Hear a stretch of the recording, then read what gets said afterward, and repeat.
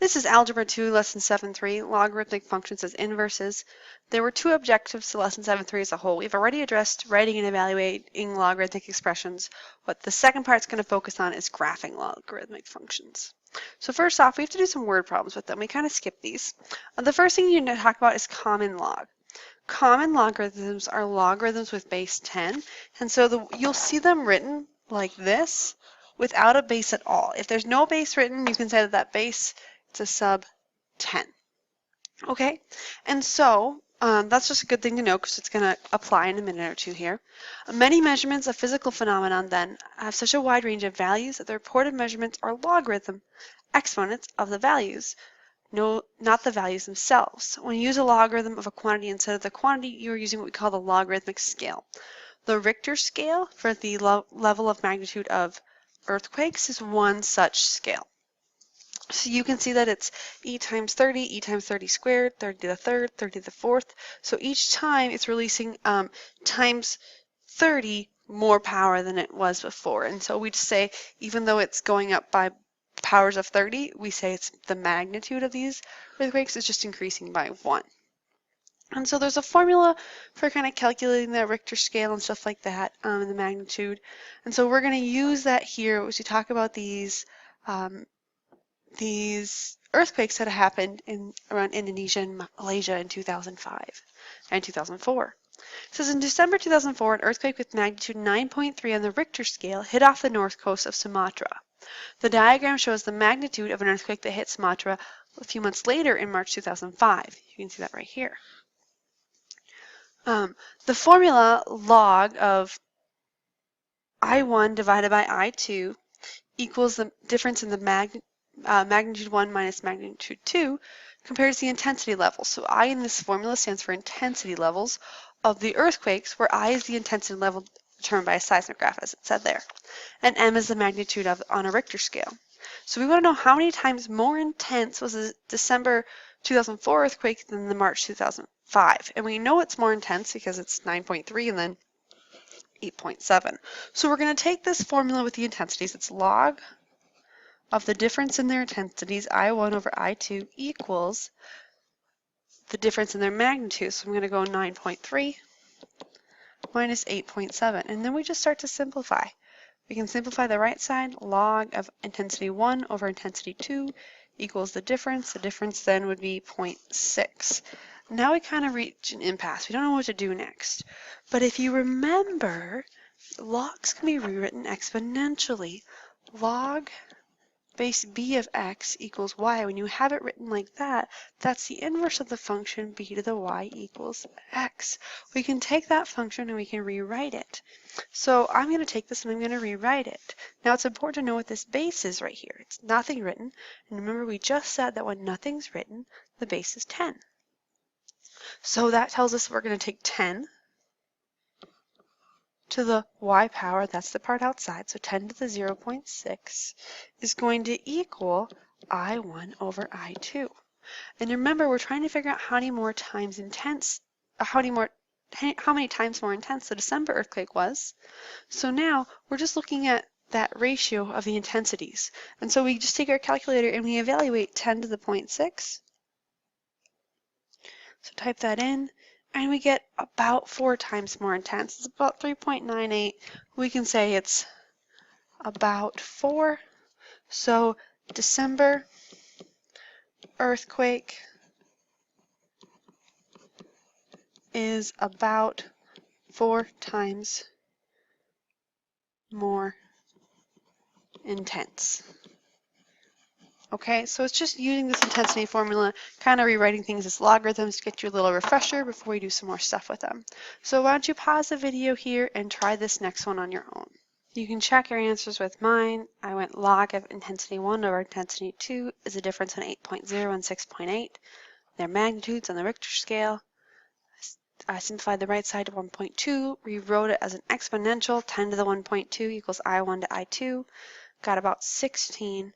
Then that means that in 1995, the earthquake is about 16 times more intense than the 2001 earthquake was. Okay, All right, so that's kind of just reviewing and refreshing on that beginning part, but now we're going to get into the graphing. So a logarithmic function is the inverse of an exponential function.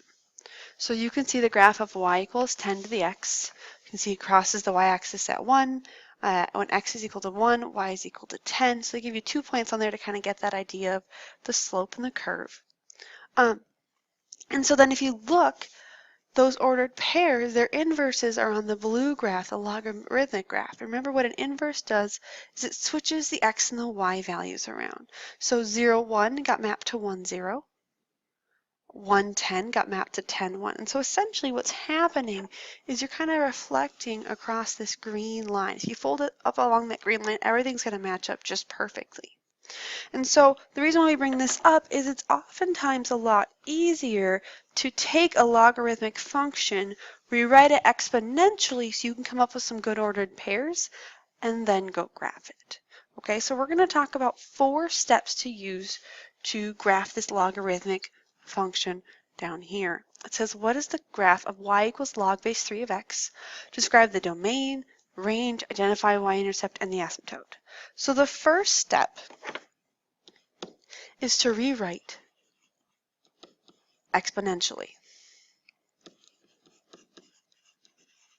So this is where we're going to say, okay, our basic log function, log base b of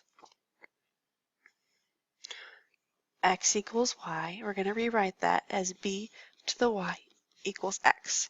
So that's log base 3, so I go 3 to the y equals x. Okay, step 2 is to make a t-chart, is to make a table. And when you make this table, rather than plug in values for x, you're going to actually plug in values for y. So plug in for y / make a table. So make our table. X still goes first, y still goes second. And so what I'm going to think about are different powers of 3 that would be useful to graph. So like if I graphed 3 to the -1, that would be a good one. If I plug in a -1 for y, I get 1/3. And so we're kind of doing your table backwards from how you're used to. If I plug in a 0 for y, I get out 1 for x. If I plug in a 2 for y, I get out 9 for x. I plug in a I made a mistake in there. No, I forgot to plug in 1. If I plug in 1 for y, I get a 3 for x. And so we have enough points to make a nice table there. Okay, so our graph doesn't, we're not kind of showing the x and the y on here. So I'm going to kind of draw that in. I'm going to make my y axis be right here, just 2 over. My x axis, I'll put it about 4 up from the bottom. So that's my x-axis, my y-axis, and now I'm just going to go graph as many of those points as I can on there. So this, I'm going to graph the logarithmic function in blue. So I'm going to graph a point at 1, 0. I'm going to graph a point at 1/3 -1. That's maybe going to be about right there. I'm going to graph a point at 9, 2. So I go 1, 2, 3, 4, 5, 6, 7, 8, 9, 1, 2, and I'm going to graph a point at 3, 1. And so you can get the gist of what this curve looks like. Okay? So the other things it asks us to talk about then are the domain, the range, and the y-intercept. Last, they ask for the asymptote. Okay, so since this is the inverse of a exponential function, if you remember, in exponential functions, we could plug in any value we wanted for x. But since this is the inverse, it's actually switched the x and the y values. So your domain and range are kind of switched. Instead of your domain being all reals now, your range is all reals. I can have any output that I want. You can see how this graph just continues down to -infinity down here. And if I kept on graphing, this graph is going to continue to go up. Now it's going up at a slower rate, but it will continue to go up. My domain, however, is what gets restricted now. You can see as the graph is coming to the left, it reaches this y-axis and it doesn't go past it. That means then that your domain is restricted. And so your domain, you can see if it's to the right of that y-axis, it has to be greater than 0. But your domain is always your input value is your x, so you would say x is greater than 0. Now, since x is greater than 0, if you remember y-intercept is when x is 0, that means that in this case there is actually no y-intercept. That's not possible. Okay? And then if you see this asymptote that's occurring, that's affecting the domain, that would mean your asymptote is at 0 again, but instead of being y equals 0, which is a horizontal line, this is x equals 0, a vertical line. Okay? So what you're going to do next is you're going to pause the video, and rather than graph this function, you're just going to talk about domain, range, and y-intercept. Write them all down. So pause the video now and figure out the domain, range, y-intercept, and asymptotes.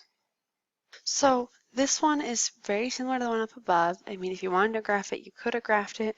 You could have taken this log base, y equals log base 4 of x and turned it into 4 to the y equals x and kind of thought about that one.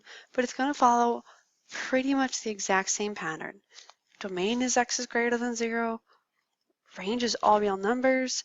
Y-intercept doesn't happen. Asymptote x equals 0. Okay, so it's when we have these pluses or minuses or these numbers in front of the log or numbers with the x. Well, we're going to get into families of functions in a little bit, and that's when you have some different changes that occur on your graph. All right.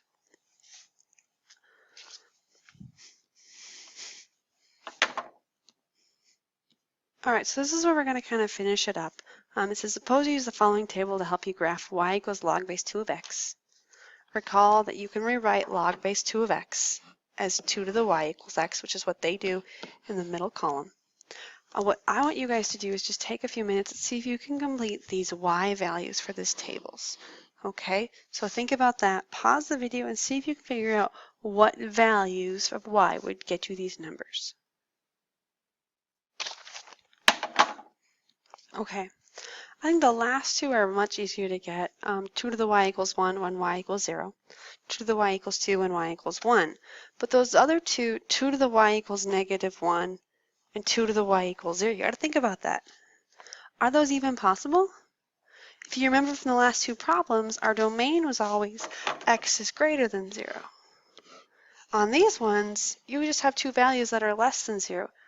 Those aren't in the domain of logarithmic functions. If you remember, this is like saying, you're writing this and saying y equals log base 2 of 0, or y equals log base 2 of negative 1.